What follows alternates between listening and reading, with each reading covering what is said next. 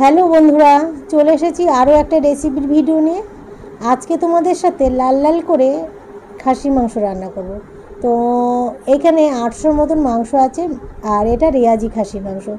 তো যাই হোক, মাংসটা আমি ধুয়ে নিলাম, আর মাংসটা যেহেতু লাল লাল করে করবো এই জন্য আমি মশলাটা আজকে শিলেই বাটছি। তো এখানে আমি 5টা-6টা শুকনো লঙ্কা নিলাম, আদা পরিমাণ মতো নিলাম, আর একটা গোটা রসুন নিলাম, সেটাকে ছাড়িয়ে বেটে নিলাম। আর শিলে বাটা মশলায় খেতে যতটা স্বাদ হয় ততটাই কিন্তু রঙটা ভালো হয়।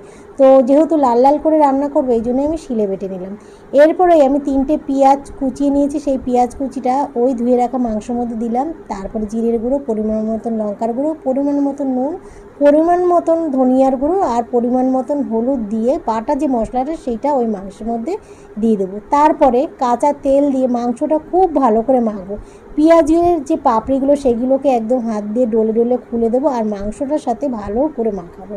এরপরে একটা গোটা রসুন দিলাম। গোটা রসুনটা তো খেতে ভালোই লাগে, অনেকেই খাও, আমিও খাই, তাই গোটা রসুনটাও দিয়ে দিলাম।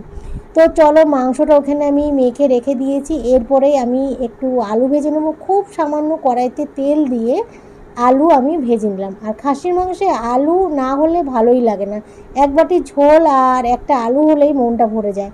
তো সে যাই হোক, এবার মাংসটা রান্না করার জন্য কড়াইতে পরিমাণ মতন সরষের তেল দিলাম, গোটা জিরে আর দারচিনি দিয়ে মেখে রাখা যে মাংসটা সেইটা ঢেলে দিলাম।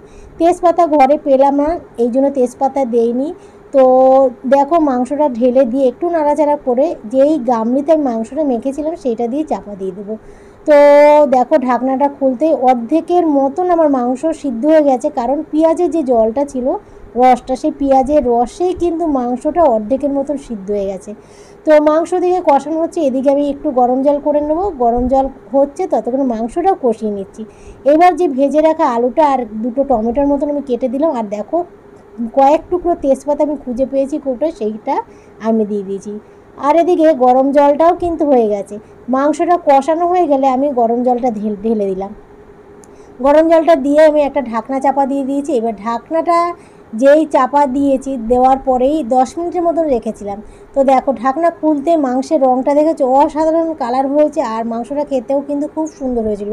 বাটা মশলায় তো, বাটা মশলায় রঙটা যতটা সুন্দর হয় খেতেও কিন্তু ততটাই সুন্দর হয়। তো রেডি হয়ে গেছে লাল লাল করে খাসির মাংস। তো বন্ধুরা চলো, একটু গরম গরম ভাতের সাথে গরম গরম খাসির মাংস টেস্ট করি।